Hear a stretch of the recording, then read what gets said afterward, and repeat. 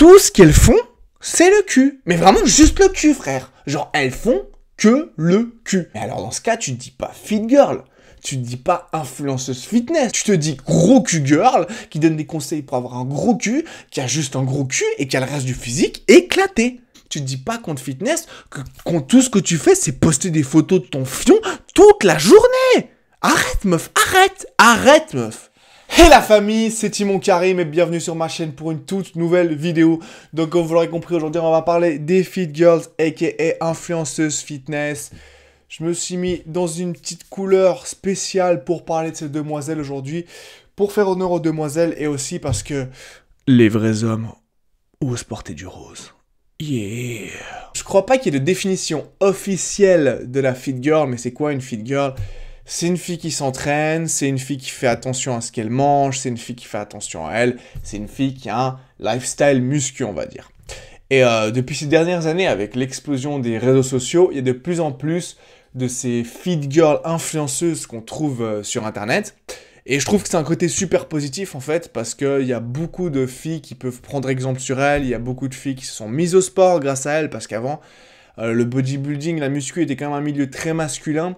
Avec l'explosion des fit girls qui se montrent de plus en plus sur les réseaux sociaux, bah, ça montre aux filles qu'on peut s'entraîner en restant très féminine, que les filles aussi peuvent faire de la musculation, que les filles peuvent faire du sport, et que ça veut pas dire qu'on va ressembler à, comme on entend souvent parler, je veux pas ressembler à Schwarzenegger, tu ressembleras pas à Arnold en faisant de la muscu, je te promets.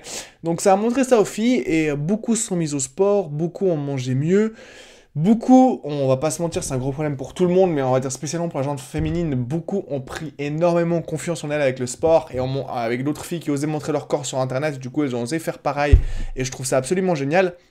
Et aussi ce qu'il y a avec les femmes et qu'il y a moins avec les hommes, je trouve, ou alors il y a, mais c'est un peu plus dans la vanne et tout, les filles forment souvent des communautés, des groupes où elles se parlent, où elles s'entraident et les filles peuvent être extrêmement critiques entre elles, mais justement dans le milieu du fitness, quand elles se parlent entre elles peuvent être super gentilles les unes avec les autres, elles peuvent s'entraider un max, se donner de la force, et donc je trouve ce mouvement des fit girls influenceuses, etc., qui a explosé ces dernières années sur les réseaux sociaux, hyper positif. En plus, pour les mecs, c'est différent. À la base, les mecs qui étaient le plus suivis quand ça avait vraiment explosé, c'était des mecs avec des physiques de ouf.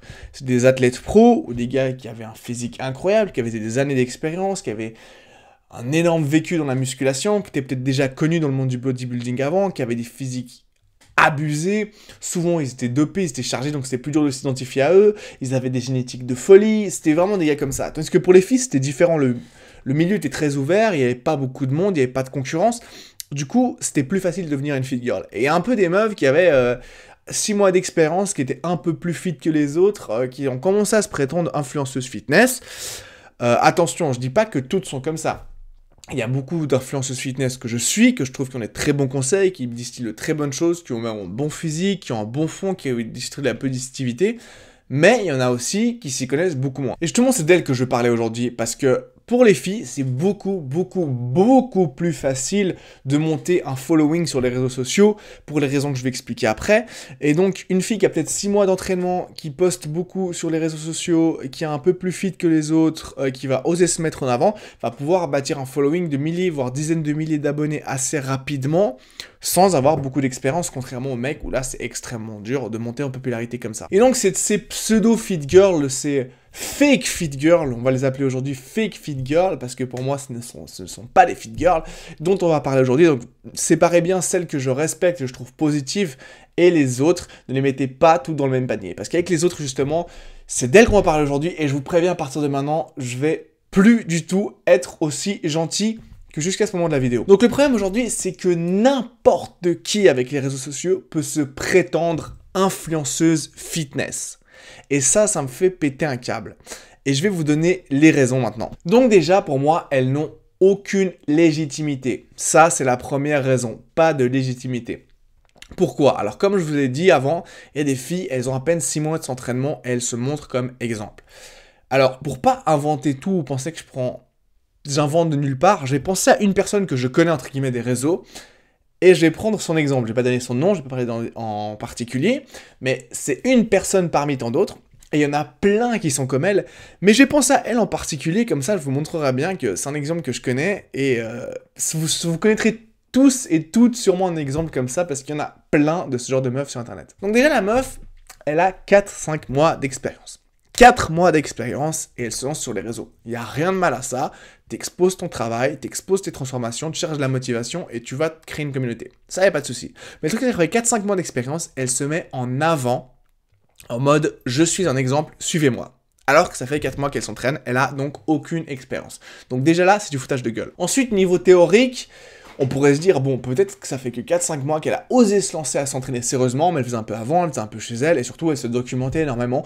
Et au niveau de la théorie, elle s'y connaît beaucoup. Donc on juge pas que sur l'expérience, il faut juger aussi sur la théorie. Les deux ont leur valeur, même si pour moi, l'un n'est pas aussi bon que ça sans l'autre. C'est vraiment la théorie et l'expérience vont ensemble, mais bref, au moins on pourrait dire qu'elle a ce côté-là.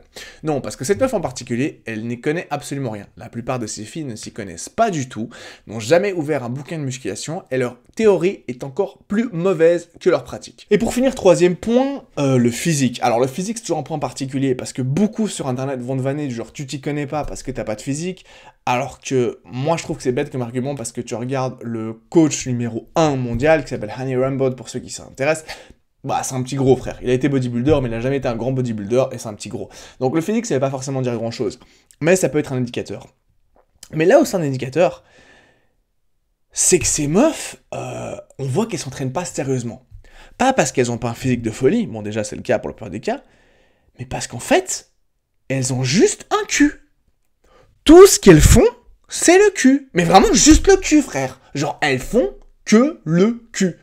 Alors, je peux comprendre que beaucoup de filles veulent commencer le fitness pour se raffermir un peu, s'amincir un peu et gonfler le fessier. Parce que là, c'est la mode depuis 5-6 ans des gros fessiers. Croyez-le ou pas, c'était beaucoup moins la mode avant. C'était la mode des filles vraiment skinny, maintenant c'est la mode des filles avec des grosses fesses, donc les filles commencent beaucoup pour les fesses. Et du coup, je peux comprendre qu'on se mette à la muscu pour les fesses, ou alors qu'on s'y mette juste pour les fesses. Mais alors dans ce cas, tu te dis pas fit girl, tu te dis pas influenceuse fitness, tu dis pas que tu as un compte de fitness sur lequel tu donnes des conseils de musculation. Tu te dis gros cul girl, qui donne des conseils pour avoir un gros cul, qui a juste un gros cul et qui a le reste du physique éclaté. Et le pire là-dedans, c'est que leurs conseils pour avoir un gros cul, la plupart du temps, ils sont même pas bons parce qu'ils s'y connaissent pas en entraînement, comme je l'ai dit, pas d'expérience, pas de théorie, rien. Celles qui percent, la plupart, elles ont un gros cul parce que génétique, c'est la génétique. Le miracle de la génétique, vous le savez certainement, et sinon je vous le dis, la génétique prend une énorme place dans la musculation, bien plus que dans d'autres sports, et bien plus que ce qu'on vous laissait penser, c'est énorme. Et que vous y connaissiez en muscu ou pas, je suis sûr que les filles qui regardent cette vidéo le savent. Il y a des filles qui stockent le gras plus facilement sur le ventre, plus facilement sur les cuisses ou plus facilement sur les fesses. Et je suis sûr que la plupart d'entre vous, pour lesquels ce n'est pas le cas, sont jalouses de ces fameuses filles qui stockent le gras sur les fesses. Donc la plupart des filles qui se lancent sur Insta avec un following comme ça, avec un gros cul au bout de 4 mois, bah c'est parce qu'elles ont une bonne génétique de fesses, on va pas se mentir. Elles sont entre guillemets, j'exagère un peu, mais nées avec un gros cul. Et moi je connais une amie à moi personnellement qui a un énorme cul, et je sais pas comment il tient en place parce que c'est que du gras, elle a pas de muscles, elle s'entraînait pas et son cul tenait déjà en place. Et elle est blanche.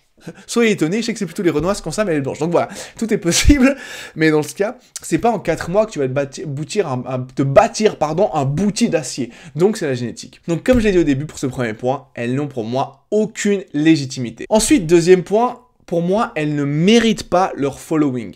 Alors, est-ce qu'on doit mériter ou pas mériter un nombre de followers? C'est une autre discussion, je ne vais pas donner des critères sur ce qui se mérite ou pas. Là n'est pas la question. Tout le monde, entre guillemets, mérite ses followers. Ce n'est pas ça que je veux dire. Ce que je veux dire, c'est qu'elles se prétendent compte fitness alors qu'elles ont monté des followers juste en postant des photos de leur gros cul. Que ça, poster des photos de leur gros cul. Zéro autre contenu. Donc non, frère, ça c'est pas mériter ton following. Tu te dis pas compte fitness que tout ce que tu fais, c'est poster des photos de ton fion toute la journée. Arrête, meuf, arrête, meuf. La vérité, meuf, c'est pas tes conseils qui amènent les gens, c'est pas ton compte fitness, ton profil soi-disant fitness, c'est rien, c'est juste ton cul. Donc on va être honnête. 1. Les filles te suivent pourquoi?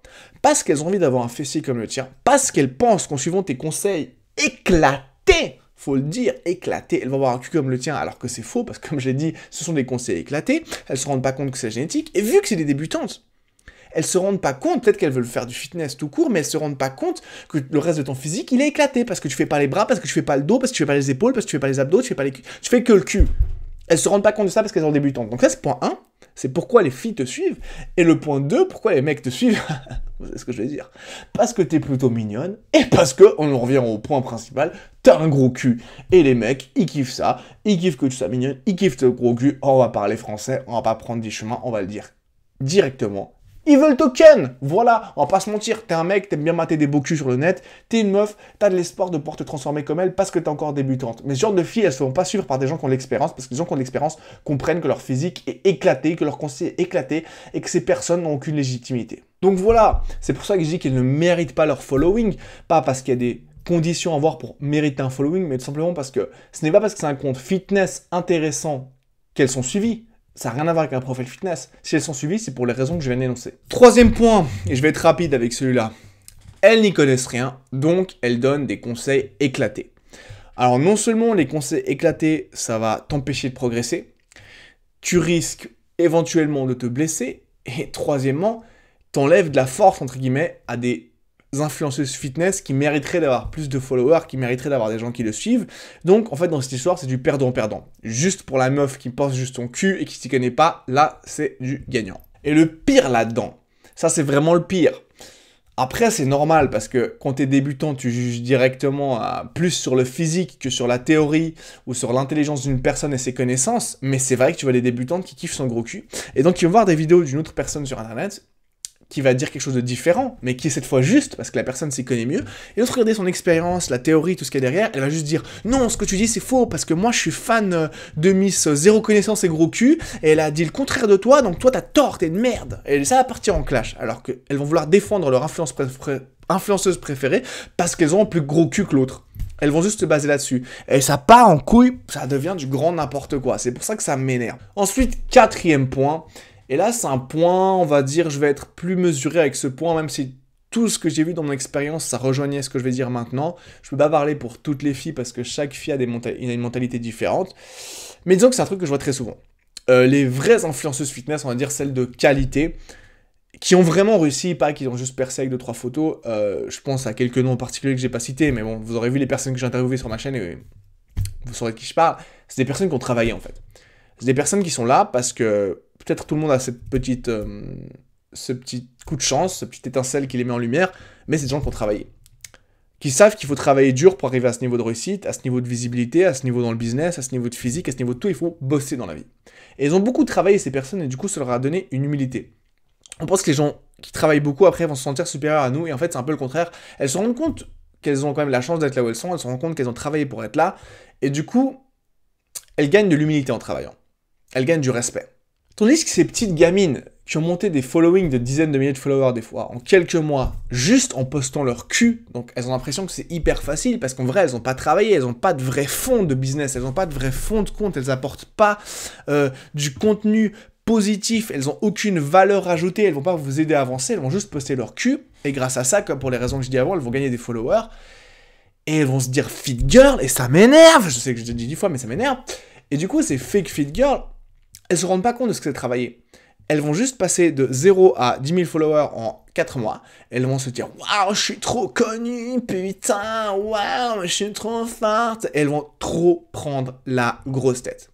Comme je dis, je vais pas parler pour tout le monde, mais il y en a beaucoup qui prennent très très vite la grosse tête et qui après se mettent au-dessus de vous. Et tu dois répondre aux questions des meufs et elles les prennent trop de haut sur leur compte et t'as l'impression qu'elles leur disent limite... Ouais, tu peux avoir de la chance que je réponde à tes questions, t'as vu qui je suis ou quoi, je suis trop célèbre. Mais juste parce que t'as quelques followers, en postant ton cul, tu te prends pour qui? Donc voilà, elles se montent vite la tête, elles se sentent plus pétées, elles se sentent au-dessus de tout le monde, elles se sentent supérieures. Et juste meuf, parce que t'as gagné quelques milliers de followers en montrant juste ton gros cul avec zéro travail sur internet, vraiment zéro travail. Tu t'es monté comme ça en pression, t'as pris la grosse tête et tout, et maintenant, juste à cause de ça, tu me parles comme si t'étais putain de Drake ou Beyoncé. Et redescends, meuf, redescends vraiment, redescends. Donc voilà, les petites gamines comme ça qui ont aucune humilité, qui se croient supérieures aux autres, qui ont juste quelques followers en postant leur cul, et du coup qui se prennent pour Nicki Minaj ou je sais pas qui, frère, qui te prennent de haut alors qu'elles n'apportent zéro contenu positif qui t'aide à progresser, rien. Les gens sans humilité comme ça, je déteste vraiment ça. Donc voilà, vous l'aurez compris, ces fake fit girls méritent énormément pour toutes ces raisons-là. Malheureusement, je vais pas mentir, on en voit de plus en plus sur les réseaux sociaux et c'est vraiment dommage parce que ça donne une mauvaise image du fitness. Les gamines qui commencent se fourvoient sur ce qu'est la musculation, on fait un amalgame entre meuf qui monte son gros cul et qui a zéro physique avec une vraie fit girl. Et voilà, pour moi, ces gens, c'est même pas des comptes fitness qu'ils devraient avoir, ils devraient pas se dire fitness. C'est pas une question d'avoir un bon physique, se dire fitness, c'est une question de mode de vie. Et quand tu fais juste une série de squats toutes les 2 semaines et que tu poses juste ton cul en fait pour le montrer, te sentir aimé, belle et avoir des followers, pour moi, t'es rien. T'es pas du tout une fit girl, donc stop à ça. Encore une fois, je respecte énormément les femmes comme les hommes qui travaillent dur pour ce qu'ils ont, qui travaillent dur pour leur physique, pour leur Insta, YouTube, ce que tu veux, qui développent leur business, qui développent leur passion, qui aiment ce qu'elles font et qui taffent dur, donc pas d'amalgame entre les deux. C'est pas du tout une critique contre les femmes qui font du sport, cette vidéo, j'espère que vous l'aurez bien compris, je l'ai répété plusieurs fois, mais contre ces femmes justement qui se mettent dans le même panier que ces filles qui travaillent dur pour leur corps, pour leurs objectifs, pour leurs rêves, qui osent venir se mettre dans le même panier alors qu'elles font que de la merde. Donc voilà, donnez de la force à celles qui le méritent réellement. Ne vous faites pas avoir par ces petites gamines qui vous donneront que des conseils de merde juste pour gratter de la visibilité. Vous aurez des meilleurs conseils, vous progresserez plus vite et en plus, vous donnerez de la force à des personnes qui le méritent. Donc voilà, c'était tout pour moi. J'espère que cette vidéo, vous l'aurez regardée jusqu'au bout. Je vous remercie. Maintenant, si vous voulez donner encore plus de force aux gens qui les méritent, abonnez-vous à la chaîne parce que moi aussi, j'ai besoin de force. S'il vous plaît, lâchez un petit like, un commentaire pour me dire ce que vous pensez du sujet, ce que vous pensez de ce que j'ai dit et ce que vous voulez voir comme autre vidéo. Vous pouvez, comme d'hab, me rejoindre sur Instagram et on se voit tout bientôt sur ma chaîne pour une nouvelle vidéo. Allez, ciao!